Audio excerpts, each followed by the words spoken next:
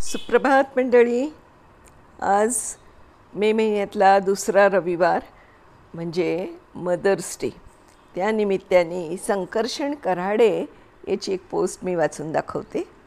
शीर्षक आहे बोलताना मात्र विनाकारण शिव्या आईवरून. सुरू करते. आज म्हटलं स्वतःला जरा जाब विचारावा. आईसाठी आपण काय करतो आढावा घ्यावा. आपण पहाटे उठलोय आणि आई दुपारी असं कधी घडलंय? आपण जेवायच्या आधी केव्हा आईचं ताट आपण कधी वाढलंय? बरं, तुम्ही येताना विनाकारण आईसाठी काय आणता? बरं, तुम्ही सांगा, तुमच्या आईचा फेवरेट कलर कोणता? देवा, आईला हवं ते मिळो अशी कधी प्रार्थना केली आहे? पाहिलं का आई शेवटची कधी ऑनलाईन आली आहे? तिच्या बर्थडेची पार्टी तिच्या मैत्रिणींना बोलावून आपण कधी देतो? तिनं घरात केलेला पसारा आपण केव्हा आवरतो? तरीही बाळाला कोण काही बोललं की तिचं मन भरून येतं. आपण मात्र बोलताना विनाकारण शिव्या आईवरून. अहो, लक्षात ठेवून बाळासाठी ती सतत हात पसरते. कधी दैवापुढे, कधी देवापुढे, तर कधी नशिबापुढे. लक्षात ठेवून बाळासाठी ती सतत हात पसरते. फक्त स्वतःची मात्र दुपारची बीपीची गोळी विसरते. आईची आई होऊन बाळांनो कधीतरी वागा ना. आईची आई होऊन बाळांनो कधीतरी वागा ना. तिचा खडबडा हात हातात घेऊन एकदा तरी बघा ना.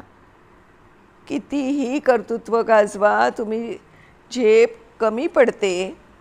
आईनी कडेवर घेतल्यावरच आपली उंची वाढते. उगाच कशाला अध्यात्म आणि श्रद्धेच्या गप्पा हाणता? उगाच कशाला अध्यात्म आणि श्रद्धेच्या गप्पा हाणता? आईच्या पोटी जन्माला येता आणि देव कुठे म्हणता? आईला सतत मुलांचा ध्यास आणि त्यांच्याच प्रेमाची धुंदी. बाळानं कधीच गंमत आणली नाही तरीही आई सतत आनंदी. नको कुणाशी स्पर्धा देवा, नको कुणाचा हेवा. जग जिंकायचं असेल ना मित्रांनो, आईच्या पायावर डोकं ठेवा. संकर्षण कऱ्हाडे यांची कविता फार सुंदर आहे मंडळी. आज मदर्स डे आहे. मलाही माझ्या आईची खूप आठवण येते. खरंच आपण आपल्या आईबद्दल किती जाणतो, किती माहिती असतं आपल्याला आईच्याबद्दल. तिच्या आवडीनिवडी, तिचे ध्यास, तिचा छंद, तिची आवडनिवड, तिचं कलाकौशल्य कशामध्ये आहे, तिचा कल कुठे आहे, काही आपल्याला माहिती नसतं बऱ्याचदा. पण आई मात्र सतत आपला विचार करत असते.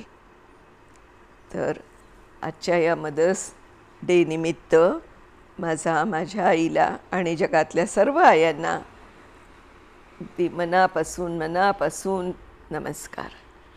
धन्यवाद.